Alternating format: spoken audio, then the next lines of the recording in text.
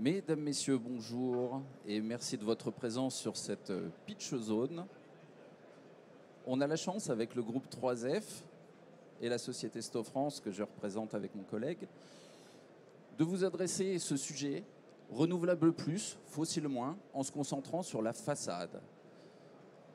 Nous le faisons communément avec Damien Verrière que je vous présente, directeur réhabilitation Île-de-France d'I3F. Et mon collègue Sto France, donc Nicolas Prost, qui est en charge du développement national de l'habitat social.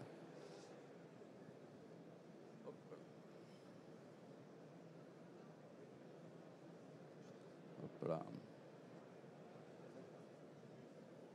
Si la régie peut passer la slide suivante.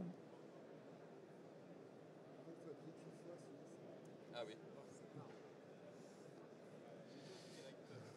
Excusez-moi, c'est les joies du direct. En effet.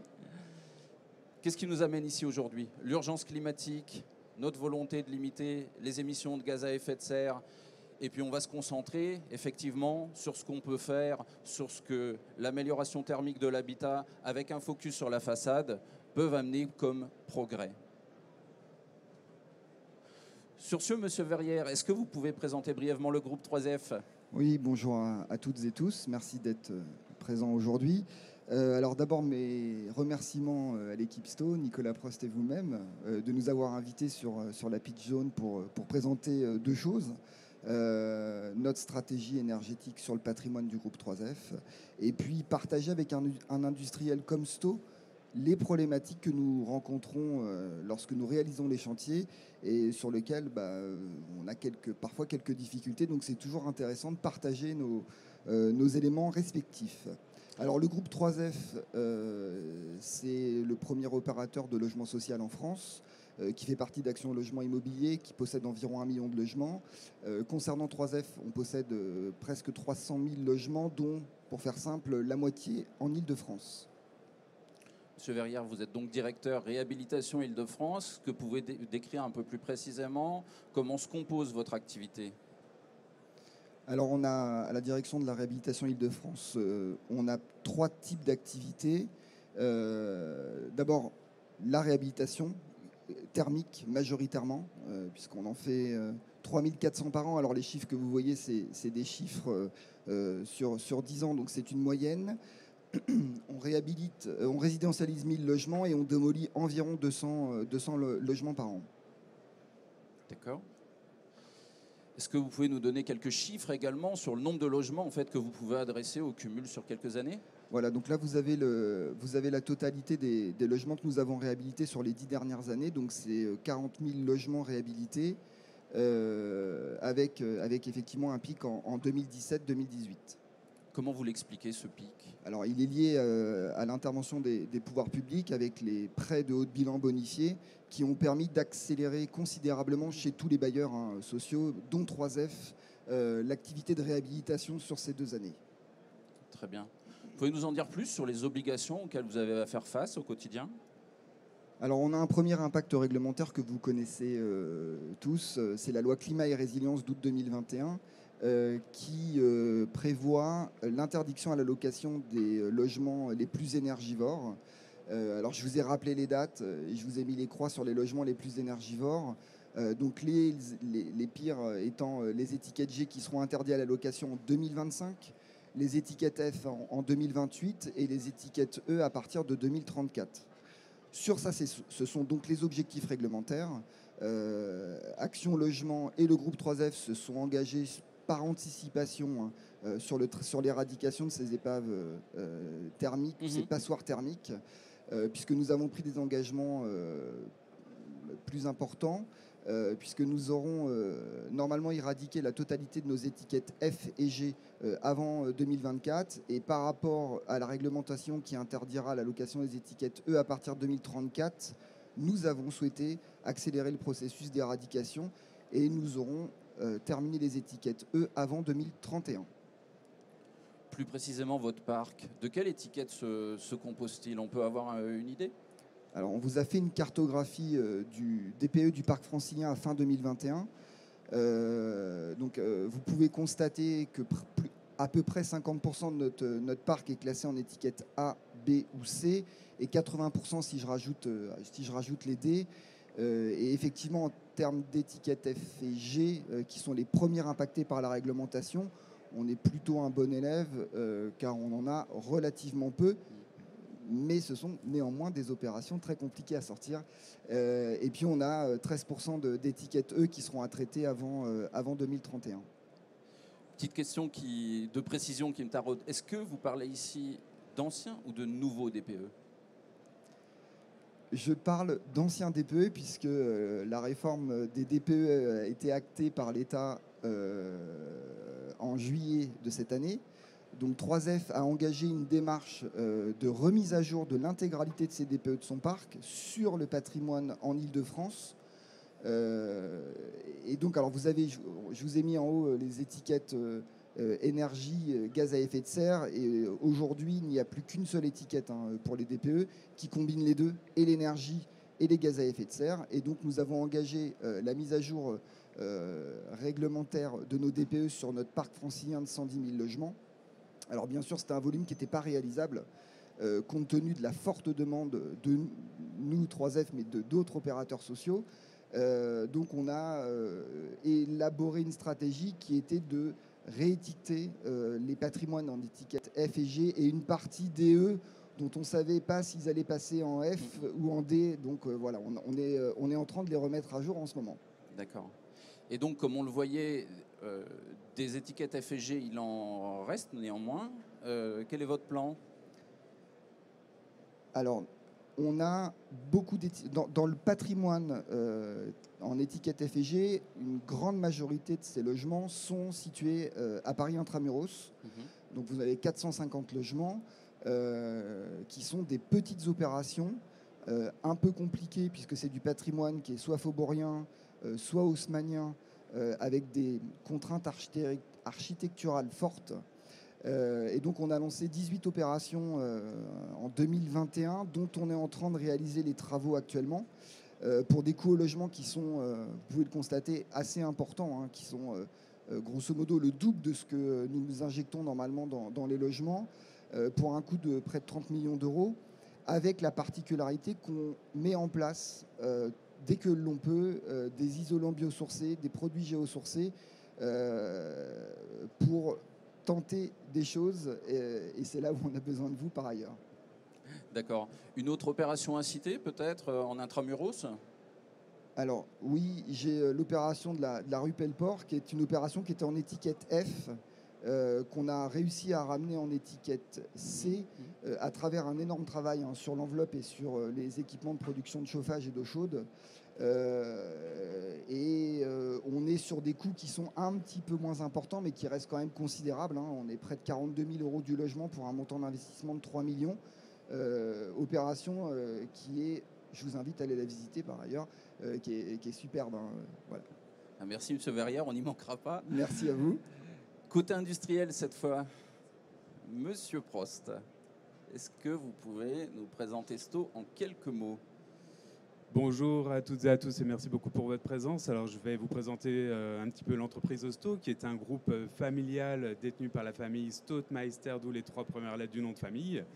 Et c'est avant tout un groupe qui est leader mondial et français de l'isolation thermique sous enduit par l'extérieur. C'est un groupe qui compte à ce jour 5600 salariés dans le monde et qui génère un chiffre d'affaires d'1,4 milliard d'euros.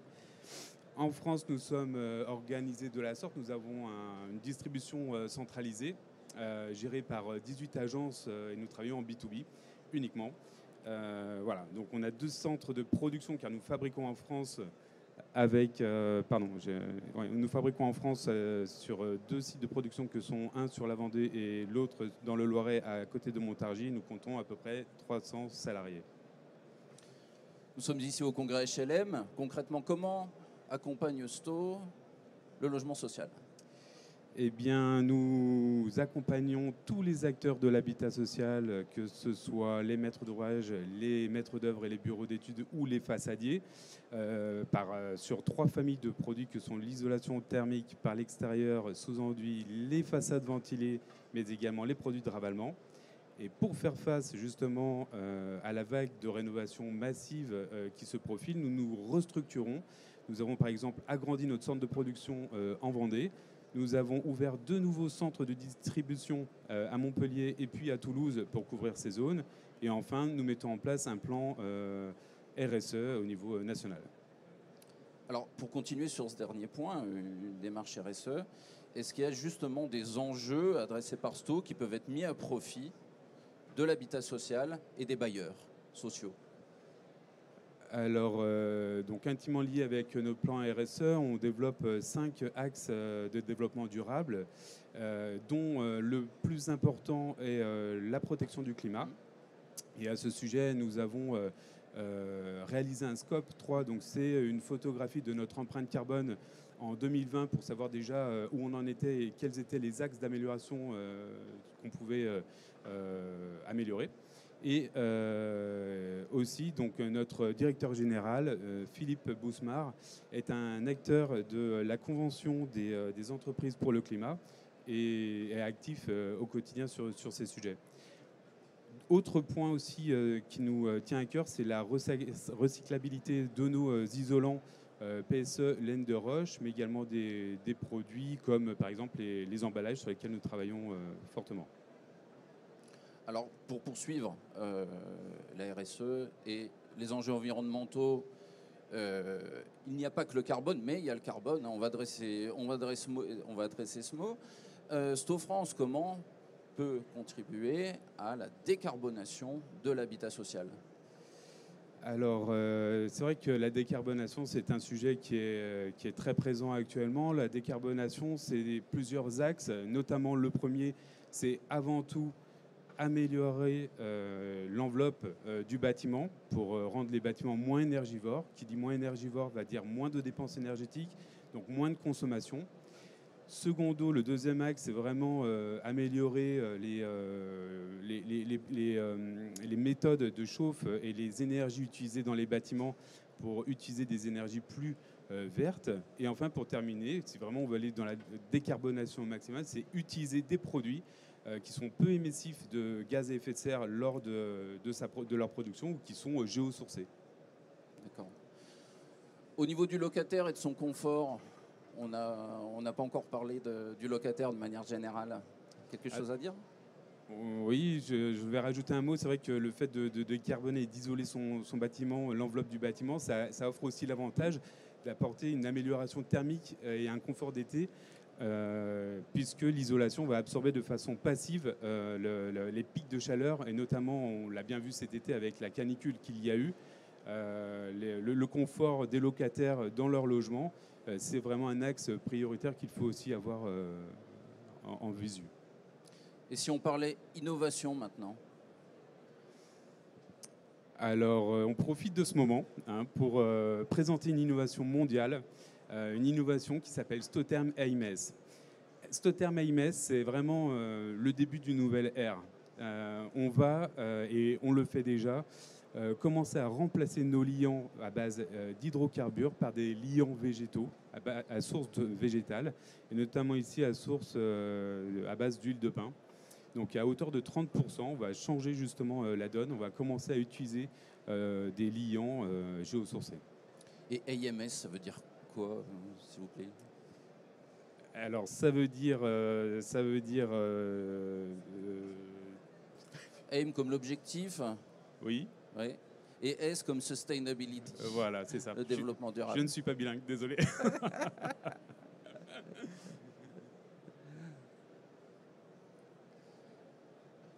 Pour poursuivre sur le sujet d'AIMS, Monsieur Prost, ouais. Comment ça fonctionne concrètement? Non, voilà, on voulait quand même vous citer un exemple, parce que là, par exemple, on a concrètement qu'est-ce qu'on va économiser comme litres d'hydrocarbures. Donc sur 1000 m² de façade, ce qui correspond à peu près à une réhabilitation de 25 logements, on va pouvoir économiser jusqu'à 216 litres d'hydrocarbures. Donc c'est vraiment très important. Imaginez sur un parc national ce que ça peut représenter. Et maintenant, si on peut revenir sur un projet de réhabilitation en social, est-ce qu'il y a d'autres technologies qui peuvent venir en complément, justement pour l'aspect pérennité des façades, qui est un point cher aux bailleurs sociaux dans leur investissement. C'est vrai qu'on se met aussi à la place des bailleurs sociaux. Quand ils font une rénovation thermique, ils veulent aussi que leur bâtiment... Donc il y a un coût, hein, c'est quand même un coût qui n'est pas anodin. Et le bailleur veut que son bâtiment reste le plus pérenne possible, et notamment dans l'aspect esthétique des façades. Donc c'est pour ça qu'on a développé une technologie qui est issue du biomimétisme, qui reprend les caractéristiques de la feuille de lotus sur laquelle l'eau en fait n'a pas de prise. Et donc cette technologie, on l'a justement créée avec Stocolor Lotusan, qui est une peinture de façade qui peut s'appliquer sur les bâtiments et qui va rendre le bâtiment auto-nettoyant pour permettre aux façades d'être plus belles plus longtemps. D'accord, si je vous ai suivi, donc Monsieur Prost, une première technologie innovante qui vient à substituer les hydrocarbures dans les composants des enduits, des peintures, donc des systèmes d'ITE, et une autre qui va rendre la façade auto-lavante. Est-ce que ces deux technologies fonctionnent ensemble ou se combinent ? Alors oui, tout à fait, les deux technologies sont combinables. On va pouvoir isoler le patrimoine, on va pouvoir justement coupler cette peinture Stocolor au système ITE pour le rendre plus pérenne. Et cette peinture, on va pouvoir également l'appliquer sur, par exemple, des garde-corps qui sont en béton pour avoir vraiment une homogénéité des teintes et de la technologie auto-nettoyante sur l'ensemble du bâtiment. Je reviens sur le système éco-conçu AMS. Des références à votre actif ? Alors c'est vraiment une innovation. Donc là, on est vraiment au tout début d'une histoire qui commence à s'écrire. Alors effectivement, on a pour ce jour une seule référence, mais ça démontre qu'elle est réalisable. C'est le bâtiment qui est derrière, qui a été réalisé par l'architecte Christian Well. Alors, d'après la teinte, et sans faire de mauvaises blagues, est-ce que cette référence serait d'outre-Rhin ? Vous parlez de la couleur peut-être C'est ça. Oui, tout à fait. Ouais, on remarque bien la touche allemande sur le patrimoine, effectivement. Bah, après, les goûts, les couleurs, je ne discute pas. La référence est là. La référence est là. Mesdames, Messieurs, un grand merci pour votre participation. Monsieur Verrières, est-ce que vous voudriez adresser un mot de conclusion ? Le premier mot de conclusion, c'est de remercier tous les gens présents aujourd'hui. Le deuxième, c'est de dire que nous investissons massivement chez 3F dans la rénovation énergétique à travers les chiffres que je vous ai présentés pour le bien-être et le confort de nos locataires, en plus d'avoir une intervention, bien évidemment, pour la planète. Merci, Monsieur Verrières. Et vous, Monsieur Prost-Poursteau ?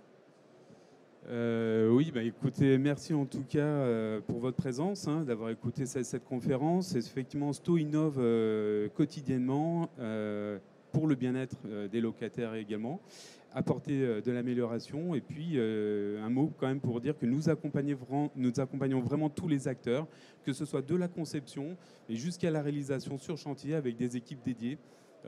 Pour vraiment maximiser et rendre le travail plus confortable pour tout le monde. Eh bien, mesdames, messieurs, je crois que nos montres nous indiquent que nous devons faire place aux prochains intervenants. Néanmoins, on vous invite à poursuivre les discussions respectivement sur le stand du groupe 3F et sur le stand de Sto qui est ici dans le hall également. Est-ce qu'on peut prendre une question néanmoins, si le temps nous le permet, nous dit la régie? Oui, une question, c'est bon? Monsieur. Bonjour, merci d'ailleurs pour cette présentation. J'avais juste une question pour 3F. Je voulais savoir, vous êtes en train de mettre à jour les DPE. Du fait que la méthodologie a changé et les seuils aussi d'ailleurs ont changé, je voulais savoir quelle est la tendance actuelle justement, notamment pour les premiers seuils qui sont les étiquettes F et G.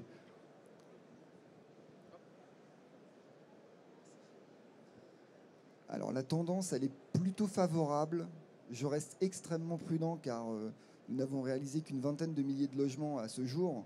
Donc il faut prendre avec beaucoup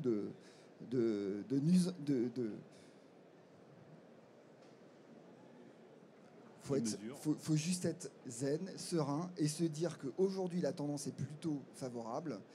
Sur 20 000 logements, les étiquettes qui étaient F et G restent en F et G Et on a une chute légère des étiquettes E que nous avions identifiées lors des premiers DPE. Donc on a plutôt une tendance favorable globalement.